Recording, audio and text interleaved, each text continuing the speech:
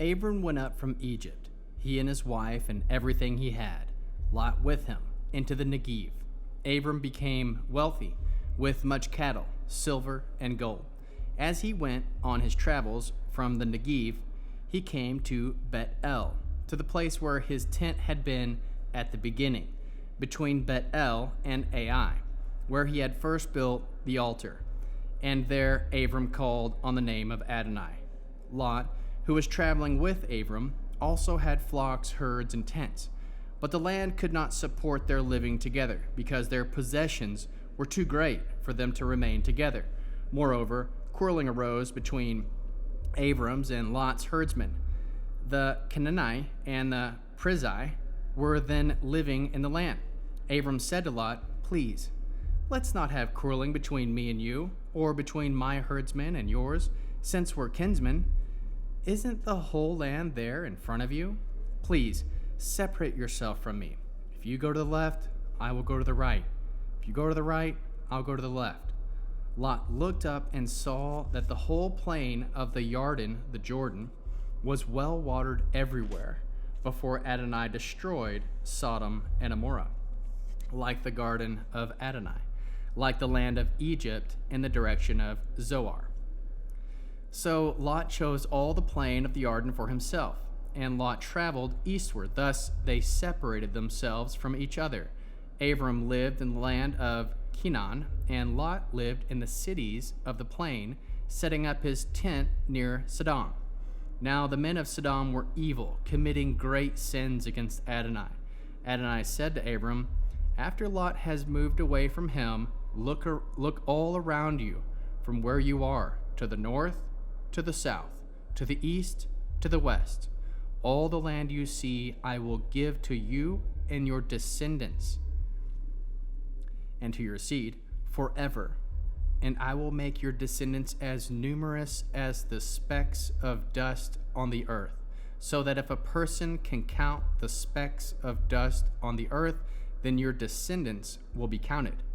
Get up and walk through the length and the breadth of the land, because I will give it to you." Abram moved his tent and came to live by the oaks of Mamre, which are in Hebron. Here he built an altar to Adonai. When Amraphel was king in Shinar, Arioch, king of Elasar, Kedorlaomer, king of Elam, and Tidal, king of Goyim, they made war together against Bara, king of Sodom, and against Barsha, king of Amorah, Shanav, king of Admah, Shemever, king of Zayoim, and king of Bela, which is the same as Zoar. All the latter kings joined forces in the Siddim Valley, where the Dead Sea is. There they had served Kedorlaomer 12 years, but in the 13th year they rebelled. In the 14th year, Kedorlaomer and the kings were with him and defeated the Rephaim and Ashtaroth, Kenim, and Zuzim in Ham, the Emim in Sheva Koryatayim, and the Hori at Seir, their mountain, all the way to El Piran by the desert. Next they turned back, came to En Mishpat, which is the same as Kadesh, and defeated all the country of the Amaleki, and also the Emori, who lived in Hatztazon Tamar. Then the kings of Sodom, Amorah, Admah, Zvoim, and Bela, that is, Zorah, came out and arrayed themselves for battle in the Siddim Valley against Kedorlaomer, king of Elam, and Tidal, king of Goyim. Amraphel, king of Admah, and Oriach, king of Elasar, 4 kings against the 5. Now the Siddim Valley was full of clay pits, and when the kings of Sodom and Amorah fled, some fell into them, while the rest fled to the hills.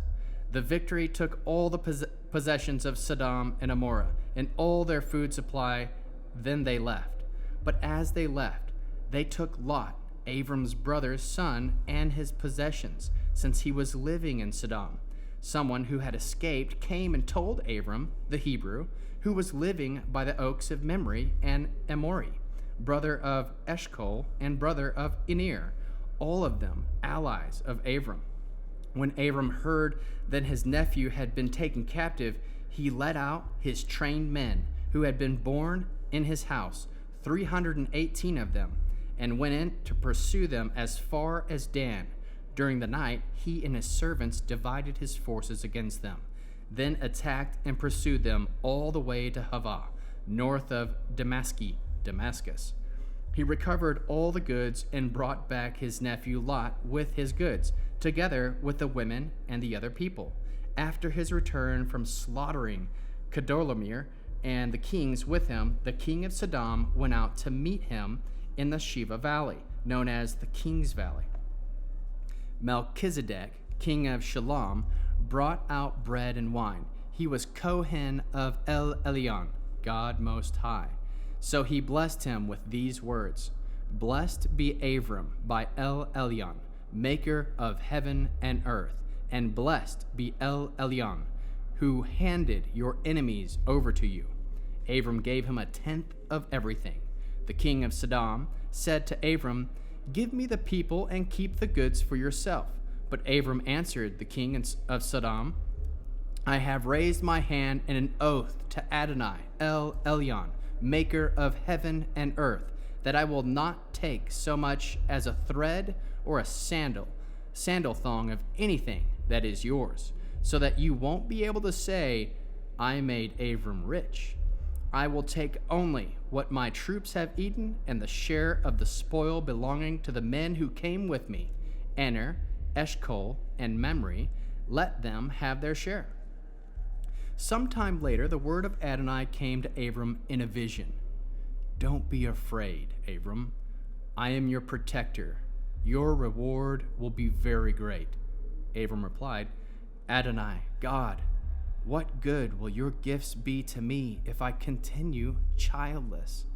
And Eliezer from Damascus inherits my possessions. You haven't given me a child. Abram continued, so someone born in my house will be my heir. But the word of Adonai came to him, This man will not be your heir. No, your heir will be a child from your own body. Then he brought him outside and said, Look up at the sky and count the stars. If you can count them, your descendants will be that many.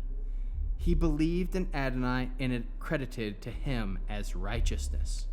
Then he said to him, I am Adonai who brought you out of Ur-Kasdim to give you this land as your possession. He replied, Adonai, God, how am I to know that I will possess it? He answered him, Bring me a 3-year-old cow, a 3-year-old female goat, a 3-year-old ram, a dove, a young pigeon. He brought them all these, cut the animals in two, and placed the pieces opposite of each other. But he did not cut the birds in half. Birds of prey swooped down on the carcasses, but Abram drove them away. As the sun was about to set, deep sleep fell on Abram. Horror and great darkness came over him. Adonai said to Abram, Know this for certain. Your descendants will be foreigners in a land that is not theirs. They will be slaves and held in oppression for 400 years. But I will also judge the nation, the one that makes them slaves. Afterward, they will leave with many possessions. As for you, you will join your ancestors in peace and be buried at a good old age. Only in the 4th generation will your descendants come back here, because only then will the Emori be ripe for punishment. After the sun had set, there was a thick darkness. A smoking fire pot and a flaming torch appeared, which passed between these animal parts. That day Adonai made a covenant with Abram.